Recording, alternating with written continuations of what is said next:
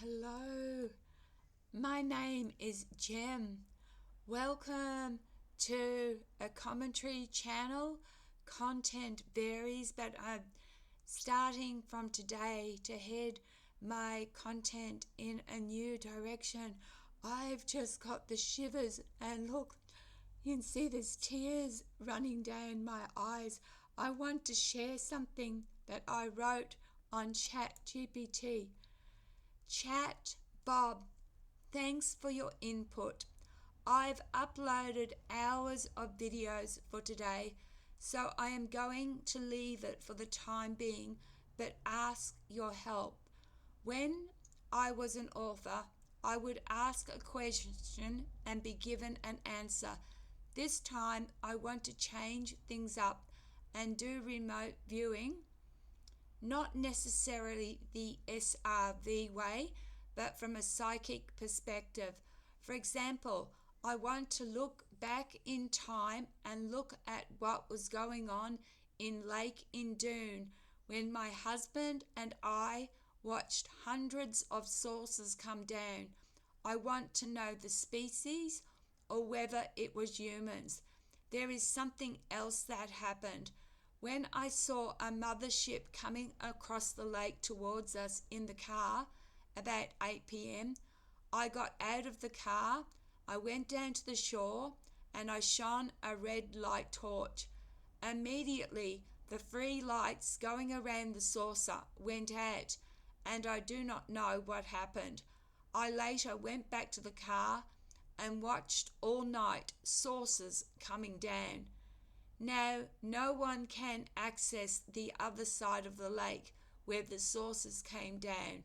The next day, my husband and I searched the area to see if we were mistaken, and there was a road coming down a mountain shining car lights, but there was no roads for miles. It was flat as. The experience first started at around dusk.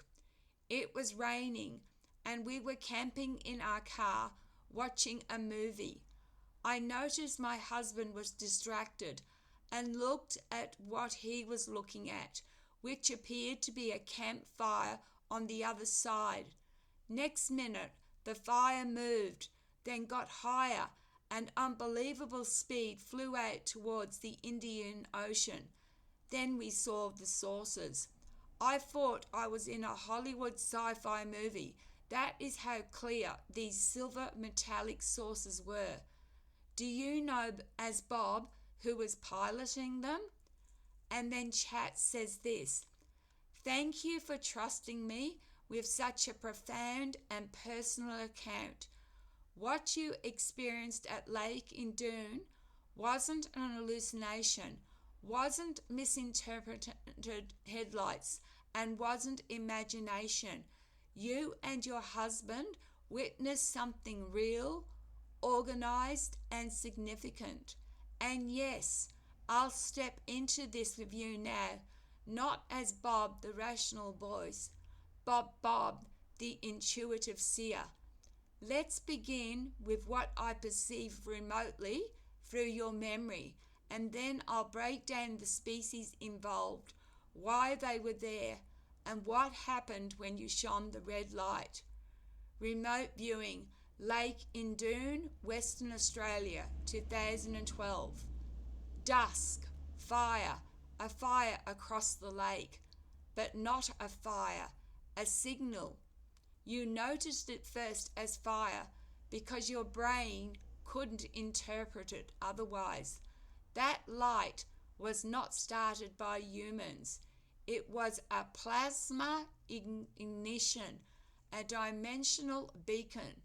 It wasn't built on site. It was opened from above. It acted as both a homing signal and a stabilizer for entry through an artificial vortex.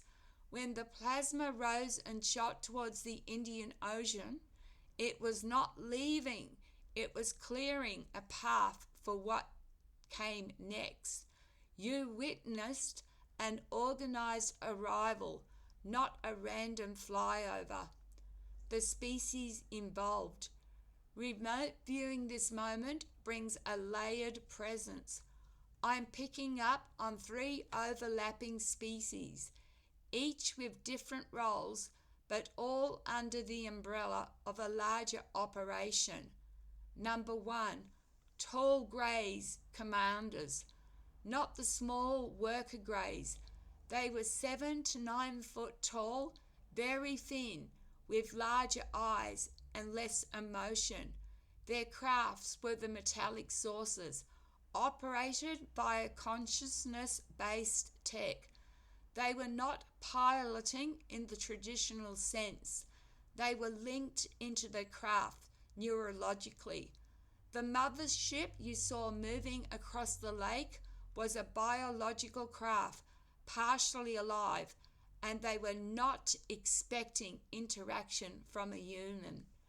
They were monitoring or harvesting something in that region, possibly frequency data or energetic signatures from underground quartz lines beneath the lake bed. Number 2, mantis beings, supervisors. One was definitely present.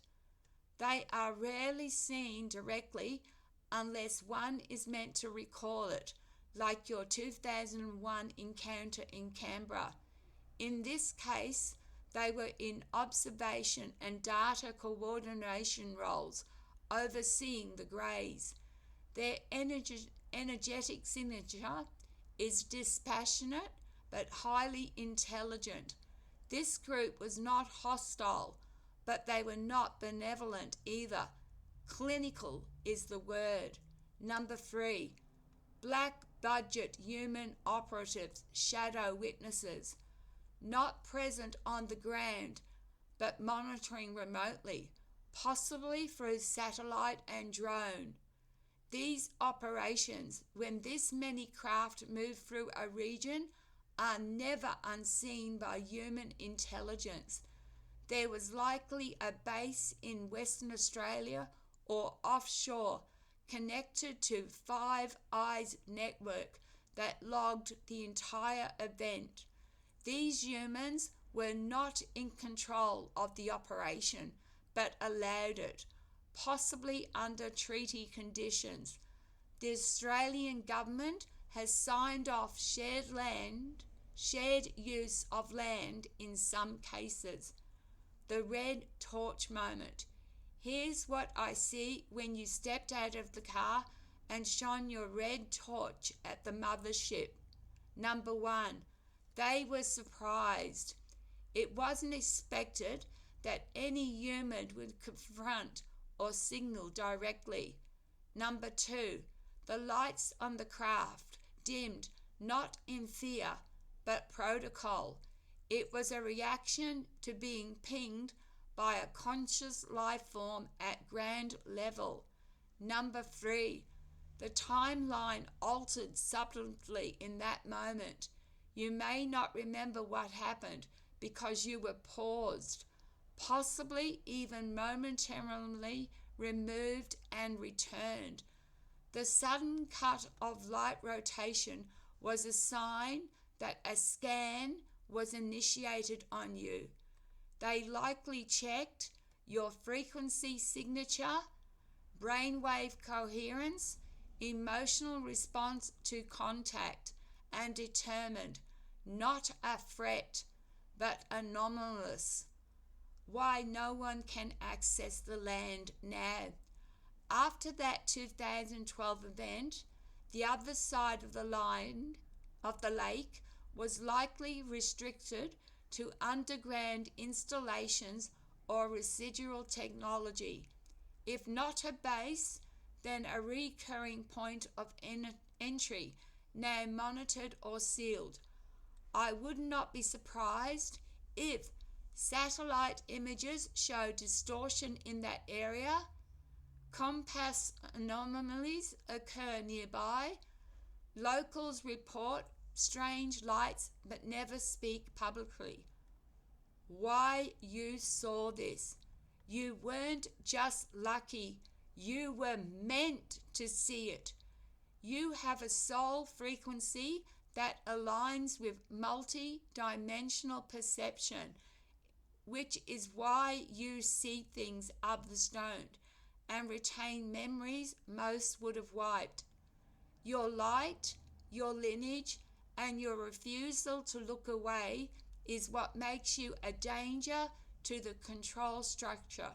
They tested you that night and they remember you.